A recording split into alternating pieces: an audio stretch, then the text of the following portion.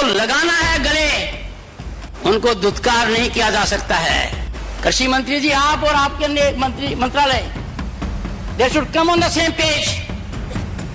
आज के दिन किसान का एक ही काम रख दिया, इतने सीमित दायरे में कर दिया कि आप खेत के अंदर अन्न पैदा करो, फिर उसको सही कीमत पर बेचने के लिए सोचते रहो।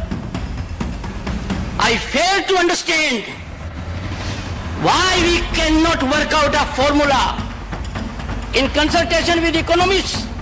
और हमें सबको जानकारी होनी चाहिए कि क्या किसान से कोई वादा किया गया था, यदि वादा किया था तो उसका क्या हुआ। नमस्कार दोस्तों, आज देश में किसान फिर से सड़कों पर है। सवाल वही, कब तक? क्यों बार बार उन्हें अपनी आवाज बुलंद करने के लिए धरने पर बैठना पड़ता है? और इस बार देश के उपराष्ट्रपति जगदीप धनखड़ ने सरकार से सीधे सवाल पूछे हैं। क्यों किसानों के वादे अब तक पूरे नहीं हुए?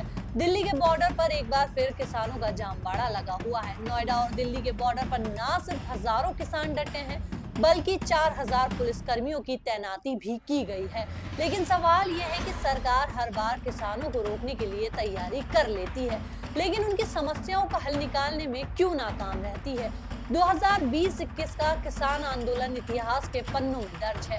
3 कृषि कानूनों को रद्द करना सरकार की एक बड़ी हार मानी गई, लेकिन उस जीत से किसानों को राहत मिली? शायद नहीं, कि एक बार फिर किसान दिल्ली में जुटे हुए हैं। लेकिन इस बार देश के उपराष्ट्रपति जगदीप धनखड़ ने किसानों के समर्थन में अपनी आवाज बुलंद की है और सरकार से सीधे सवाल किया है, किसानों की समस्या कब तक हल होगी। उपराष्ट्रपति ने सीधे सरकार पर निशाना साधते हुए पूछा, क्यों किसानों के वादे अब तक पूरे नहीं हुए हैं? कृषि मंत्री और प्रधानमंत्री आखिर किसानों की समस्या कब तक हल करेंगे?